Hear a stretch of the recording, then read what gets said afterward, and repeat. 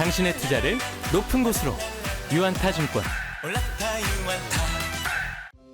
네, 안녕하십니까. 기술적 분석과 파생상품 애널리스트를 담당하고 있는 정인주 연구원입니다. 오늘은 3월 8일에 발간된 데일리 자료를 중심으로 동영상을 찍어봤습니다. 코스피가 장기 상승 국면 진입의 어떤 분기점에 도달했다, 이런 내용으로 자료를 작성했는데요. 일단 이제 코스피가 연초 고점대의 저항에 도달했다라는 좀 말씀을 드리겠는데요. 차트 보시면 아시겠지만 작년 이제 8월 고점대에서 연초에도 살짝 넘었지만 이제 저항이 있었고, 지금도 그 가격대에서 저항을 받고 있는 상황입니다. 대략 한 2650에서 2700포인트 사이 정도로 보이는데, 사실 2월 한 말 이후로 단기 등락을 하면서 15일 이평선을 2번 정도 이탈했기 때문에 단기로는 좀 조정 국면에 들어선 게 아닌가 생각이 되고요. 지금까지 조정 양상은 뭐 기간 조정 횡보로 볼 수가 있습니다. 저는 이제 200일 이평선을 되게 중요한 장기 분기점으로 보는데, 작년 가을에 이탈했던 폭에 비해서 1월에 이탈했던 폭이 되게 작아지고 있고, 그다음에 작년 그 10월 말 저점과 1월 저점을 연결한 추세선이 이렇게 위치해 있습니다. 그래서 만약에 시장이 매수세가 좀 강해지고 있는 상황이다라고 생각이 되고, 조정이 좀 깊어진다면 이 추세선이나 200일 이평선까지도 가능하겠지만, 현재 가격대에서 조금 바로 상승하는 건 좀 쉽지 않은 상황이다. 그래서 단기 조정 가능성은 좀 염두에 두셔야 되지만, 장기적인 흐름은 상당히 이제 좋아지고 있는 상황이다, 이렇게 보시면 될 것 같고요. 차트 2번은 코스피 주봉입니다. 이전 고점대 1700포인트 전후에서 저항대가 이렇게 형성이 되어 있는 것을 알 수가 있겠고요. 여기 파란색 선이 120주 이평선인데 120주 이평선이 아직까지도 하락 중입니다. 60주 이평선은 상승 중이고요. 장기 평선들 아직까지 이제 방향이 완전히 위로 정해지지 않은 상황이기 때문에, 이런 상황에서는 시장이 그 어떤 강한 상승 추세를 내긴 좀 어렵습니다. 일시적으로 좀 상승을 강하게 했다 하더라도 시간을 좀 벌면서 장기 평선들이 좀 상승으로 이렇게 나란해지는 이런 시간이 좀 필요하기 때문에, 지금 같아서는 시장이 이렇게 2700포인트를 돌파하더라도 바로 이렇게 막 강한 상승 3000을 넘는 이런 상승을 좀 기대하기는 좀 어렵지 않나, 이렇게 생각이 되고요. 다만 여기서 이제 시간을 조금 더 많이 몇 달 정도 보낸다면 상승 국면으로 전환할 수 있는 어떤 여건이 마련되고 있다. 그래서 지금은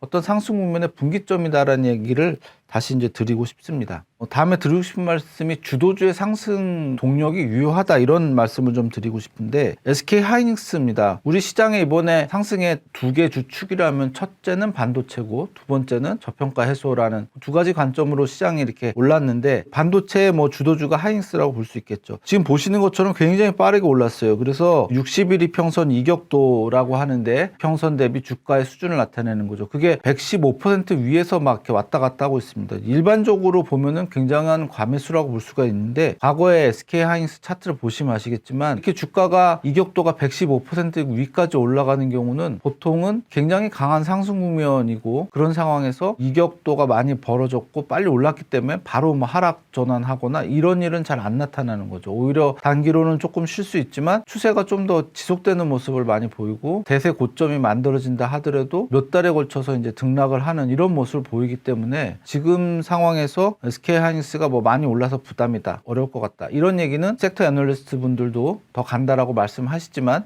기술적으로 봐도 그런 얘기는 옳지 않다. 충분한 단기 조정이 있을 수 있지만 중장기 상승 여력이 있는 상황이다라고 볼 수 있겠고요. 그다음 이제 우리가 저평가 해소로 가장 각광받고 있는 게 이제 자동차 관련주 중에 기아죠. 60일 이평선 이격도가 120%를 넘었습니다. 일반적인 경우는 상당히 과매수라 볼 수 있는데, 마찬가지로 기아 같은 경우도 추세가 상당히 강할 때 이런 모습이 나타나고, 지금 요 차트로는 보이진 않지만 우리가 3년 정도의 박스권 상단을 돌파한 상황이죠. 최근에 이런 모습이라면 충분한 상승 여력이 있다. 그래서 시장이 지금 여기서 뭐 단기로 좀 쉴 수 있고 뭐 여러 가지 가능성은 있지만, 이런 주도주들의 흐름 자체가 유효하기 때문에 장기적인 추세는 아직까지 끝났다고 볼 수 없고, 좀 조정이 있더라도 결국은 갈 가능성에 무게를 둘 수 있다, 이렇게 말씀드릴 수가 있겠습니다. 단기적으로 좀 부담스러운 부분도 좀 있을 것 같아서 좀 짚어드리고 싶은데요. 환율이랑 외국인 선물 매매에 관련된 겁니다. 지금 보시면 이 차트 5번은 원달러 환율을 나타내는 건데, 보시는 것처럼 최근에 이렇게 주가가 오르는 과정에서도 하락은 안 했어요. 이렇게 횡보를 하면서 60일 이평선이 이렇게 지지대로 자리 잡은 모양입니다. 우리가 60일 이평선을 이렇게 돌파하거나 이탈하게 되면 약간의 어떤 중요한 분기 분기점으로 작용하는 경향이 있습니다. 근데 지금 만약에 주가가 여기서 그냥 쭉 이렇게 올라간다면 61일 평선을 이렇게 좀 이탈하는 모습을, 환율이 이탈하는 모습을 보여야 되는데, 그렇지 않고 오히려 기간 조정하고 이평선들 지지가 올라와서 한 번 정도 또 이전 고점대 수준까지 갈 수 있는 여건이 마련돼 있다는 점에서 시장이 단기적으로 좀 이런 부분은 부담이라 볼 수 있겠고요. 외국인 선물 포지션인데 지난 1월 달에는 누적 순매수로 78,000계약까지 갔다가 다시 1월 초에, 그리고 이제 1월 말경에는 다시 순매도로 돌아섰습니다. 소폭 순매도였다 다시 이제 매수가